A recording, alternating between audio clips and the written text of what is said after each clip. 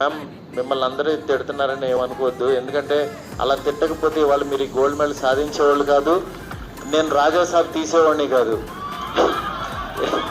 ఎందుకంటే వాళ్ళు నిజంగా చాలా వాళ్ళ పనులన్నీ మానుకుని మన కోసం టైం పెట్టి వాళ్ళ కాన్సన్ట్రేషన్ మొత్తం వాళ్ళ పాజిటివిటీ అంతా చంపుకుని ఒక నెగిటివ్ ఆలోచన తెచ్చుకుని వాళ్ళ బ్రెయిన్ అంతా నెగిటివ్ చేసుకుని ఒక మాట మాట్లాడి 4 తిట్లు తిడుతున్నారంటే అంత ఈజీ కాదు మేము. అది అలా అంత నెగిటివ్గా పాపం వాళ్ళ దగ్గర ఉన్నదే పంచుతున్నారు. వాళ్ళకి ఇంకేం ఇవ్వగలరు చెప్పండి?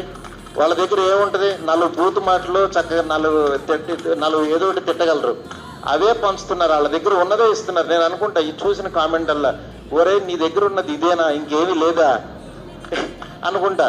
అందుకని ఎవరన్నా తిడుతున్నా దాన్ని ఎనర్జీగా మార్చుకోండి. డెఫినెట్గా ఒక గోల్డ్ మెడల్ వస్తే ఇలాగా. మీరు కూడా చెప్తున్నా, మీరు తిట్టేవాళ్ళ గురించి చెప్తున్నా, మిమ్మల్ని కూడా ఎవరైనా తిట్టేవాళ్ళని ఎత్తుక్కోండి, లేకపోతే మీరు ఏమి సాధించలేరు. అలా మీరు మాకు ఎనర్జీ ఇస్తూ మేము ఎదుగుతూ ఉంటాం కాబట్టి మీరు అక్కడే ఉంటారు, గుర్తుపెట్టుకోండి.